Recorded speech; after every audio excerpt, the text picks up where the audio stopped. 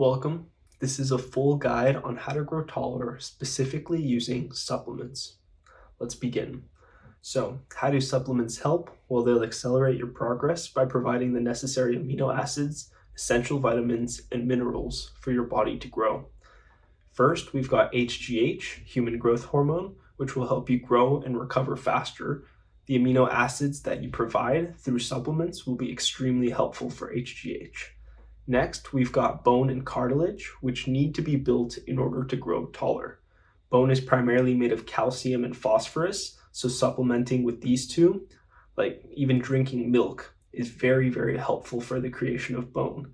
Additionally, bone is made of collagen, bone cells such as osteoblasts, bone marrow, which is responsible for the creation of red blood cells, as well as water. Then cartilage is primarily made of collagen and water, and they're composed of cells called chondrocytes, which help add or repair the cartilage. There are other cells and acids, but their main purpose is for water retention and lubrication. Lastly, we've got better sleep, which will help you produce more HGH, and sleep is also when bone is growing and when it's repaired. So sleep is essential. Now, a quick warning, this video will be very heavy on the information, so I want you to get ready. It will be a long video, so take a break if you need to, but everything in here is useful. Also, a disclaimer, I'm not a doctor. Check the dosages and the recommendations for someone who's your age or race or gender. And also take everything with a grain of salt. So, this is the whole list of safe and affordable items. I've split them into 7 different groups, and this is just the first slide. I've ordered everything by importance, and all the links will be in the description, and I'll show images of the actual product as we go. Now, the timing and the efficacy, or the usefulness of each one, will be explained a little bit later in the video, and that will depend on your diet and what you can get and not get through your diet. Now, number 1, we've got minerals, such as magnesium, zinc, and boron for the regulation and repair of bone, as well as calcium and phosphorus, which is what bone is made of. Then we've got amino acids in second place. I recommend taking a tri-amino mix with arginine, ornithine, and lysine, as well as creatine and glutamine. Creatine, if you didn't know, is composed of 3 amino acids, arginine, glycine, and methionine. Then we've got proteins and peptides in third place, which would be your collagen, your beef gelatin, as well as colostrum powder. The second half of this list would be your vitamins in fourth place, omega fatty acids in fifth place, and other in sixth place. And lastly, we've got adaptogens in seventh place. So your vitamins will be A, B6, 7, 12, C, E, K2. The 2 most important ones to focus on will be your A and K2 vitamins. Next, we've got omega fatty acids. There's omega-3, omega-6, omega-9. That's why I put the X here. You want to focus on the omega-3 fatty acids. That would be your fish oil and your flaxseed oil. The other category contains glucosamine sulfate, which is used to preserve morning height, as well as sleep supplements such as melatonin and GABA. Then lastly, we've got adaptogens for testosterone boosters, natural ones of course, as well as just overall health, and that would include ashwagandha, tribulus, tongkat, and rhodiola rosea. Now, for the sake of completeness, I've included what's not safe to take and what is not advisable.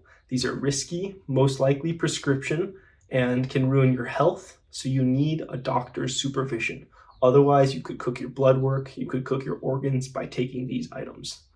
First on the list, we've got MK677, also known as ibutamorin. This one has been proven to make teens taller. Then there's HGH injections. If you inject human growth hormone, you will grow taller, but at the expense of your health. There's also anabolic steroids. This one is actually a myth. It will speed up growth plate closure, but I included it because all 3 of these are heavily used in the bodybuilding community because of their ability to grow muscle really quickly. The main ones would be Test, Dianabol, Anadrol, Tren, Anavar, and Equipoise. So just stay away from anabolic steroids. Next, we've got tamoxifen and aromatase inhibitors. These will keep your growth plates open for longer. Tamoxifen is a SERM, or a selective estrogen receptor modulator, which will hog or block your estrogen receptors. So estrogen within the body just won't be used. Then we've got aromatase inhibitors such as anastrozole, letrozole, or aromasin. Aromasin is probably the one you've heard of. These block aromatase, and aromatase, in this diagram, you can see that it's used to convert either testosterone or an androgen into estradiol. And estradiol is the most potent form of estrogen in the body. It's highly available during your reproductive years. So just a quick recap, tamoxifen blocks your receptors. Aromatase inhibitors blocks the creation of estrogen. Now, before I get into the dosages and timing, let's talk misconceptions here. Having more test will slow growth plate closure. This one is a myth. Injecting testosterone or having really high testosterone will lead to a fast-paced growth.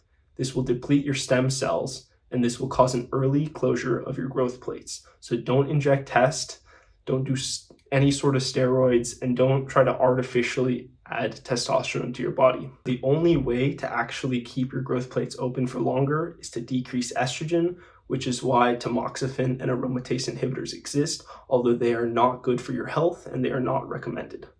Now, what should you do with your testosterone? You should keep them at healthy levels with adaptogens to boost them naturally, and you should never lower your testosterone intentionally or artificially. Now, myth number 2 is that naturally boosting test is bad for height because, like I said earlier, testosterone speeds up growth plate closure. Now, the reason why this is a myth is because you need healthy testosterone levels in order to grow taller. If your hormonal balance is out of whack because of microplastics, impure tap water, processed foods, the highly estrogenic compounds within society today, then that will negatively impact growth. Third, supplements will increase your height. This is a myth. You can't use them standalone. You need some sort of holistic approach that includes your sleep, your diet, your exercise, and your stretches, all specifically optimized for height. Otherwise, you won't grow. Now, let's get into minerals. These are the most important supplements to take for height. They contain no calories and are safe to take before bed because they will not cause an insulin spike. And an insulin spike before bed is bad because it'll inhibit growth hormone release during sleep. Now, a few measurements to remember later in the video are MCG, which stands for microgram. This is a millionth of a gram. 1,000 micrograms is 1 milligram. Milli standing for 1,000th. And then 1,000 milligrams is 1 gram. So try to remember that for the rest of the video. All of these minerals are good for bone health, bone repair, and the addition of new bone. We've got magnesium glycinate. Glycinate being the best absorption version of magnesium. You should take 400 milligrams per day of this. Then we've got zinc picolinate. Picolinate is the best absorption type of zinc. This one should be taken at 50 milligrams per day. Then we've got boron glycinate. Glycinate has the same absorption rate as citrate, so these are the best ones. But glycinate is a little bit better for your cognition. Now, I did see that the prices for glycinate were a bit higher, so that's why I included the boron citrate version right here. 10 milligrams a day if I did not mention that yet. Then we've got calcium and phosphorus. Honestly, I don't think you should take calcium separately. Drinking milk is perfectly fine, but if you did want to take them together, you can take dicalcium phosphate at 2.6 grams per day. Next, the amino acids for the creation of necessary proteins such as collagen, as well as hormones such as HGH and IGF-1. These you should take right before bed. They play right into growth during sleep, and you should always get the L version, right? L-arginine, L-ornithine, L-lysine, not the D or the dextro version. For a triamino mix, the one I currently use is this one. I take 4.5 grams per day. Creatine, this one most people in the bodybuilding community use. Take the monohydrate version, and it contains arginine, glycine, and methionine. You should take this at about 5 grams per day. Remember to drink enough water so your kidneys don't go into renal failure. It's a fairly low chance of this, but you should avoid it by drinking more water. Then glutamine, standalone, 5 to 10 grams per day is fine, but I just recommend 10 grams per day. And these are the 1 kg packages that I've listed down below. They're 200 servings each at 5 grams per day. Then proteins and peptides. These are fine to take before bed because they're fairly low in calories. If you add up 2 plus 20 plus 3, that's 75 grams per day. And at 3 calories per gram, that's 75 calories right before bed. It's not going to create a huge insulin spike, and they will play right into cartilage growth as you sleep. So collagen, you want to take a multi-collagen supplement at 2 grams per day. The types are very important. Type 1 collagen is used in bones, type 2 collagen in cartilage, and type X or type 10 in growth plate cartilage. So if you're still in puberty, you definitely want to focus on type X. Then we've got beef gelatin at 2 tablespoons per day, 20 grams essentially. This will be the highest dosage out of everything that you see here today. This one contains a lot of collagen itself, minerals for bone growth, and something called a GAG, which will help repair cartilage and attract water to make the cartilage fuller. This kind of acts in the same way that glucosamine sulfate does. Beef gelatin also contains the aminos glycine, proline, and hydroxyproline for collagen production. I may be saying some of these wrong, I apologize, but I know the spelling is correct. Then lastly, we've got colostrum powder at 3 grams per day. This one is the first milk of cows, if you've never heard of it, and it's given right after giving birth. The reason people take it is because it contains a lot of IGF-1 and IGF-2, which helps stimulate the chondrocyte cells, and the chondrocyte cells are essentially what help build and repair cartilage. On top of this, it works really well with HGH and promotes a lot of cell division. So if you're still in puberty, this one is a great one to take. What vitamins should you take? Honestly, there are so many on this list that you shouldn't worry about them. You should get some sort of general multivitamin or eat a well-balanced diet, and then really focus on getting carrots in as well. But just for the sake of specificity, let's go over each one. We've got vitamin A at 900 micrograms per day. This one's used for cell division. B6 at 2 milligrams per day for collagen formation and bone mineralization. B7 at 10 milligrams per day for overall cell growth. This one's also known as biotin, which is really important for your hair, skin, and nails. We've got B12 for cell division and cartilage growth at 2.5 micrograms per day. Vitamin C, our bodies can't actually create vitamin C, and vitamin C is very necessary for collagen synthesis. So without vitamin C, we cannot create collagen. Vitamin C also contains a lot of antioxidants, which help protect the bones as well as your cartilage from oxidative stress. Oxidative stress is the result of free radicals going around your body and binding to healthy tissue and then killing it. It's also what's responsible for the aging process. We've got vitamin E for circulation. That'll help you get the vitamins to where they need to go. And it's also an antioxidant. This one should be taken at 15 milligrams per day. Lastly, we've got K2 on the list. This one is very important. It's used for the binding of calcium right into the bone and should be taken at 100 micrograms per day. Let's move on to omega fatty acids now. There's omega-3, omega-6, and omega-9. You should focus on omega-3 fatty acids. There's been a study that showed that stunted children under the age of 5 who took this saw significant increases in height. Now, there weren't studies done with adults or teens, but just know that fatty acids are crucial for bone health and cell health, which is why they help with height growth.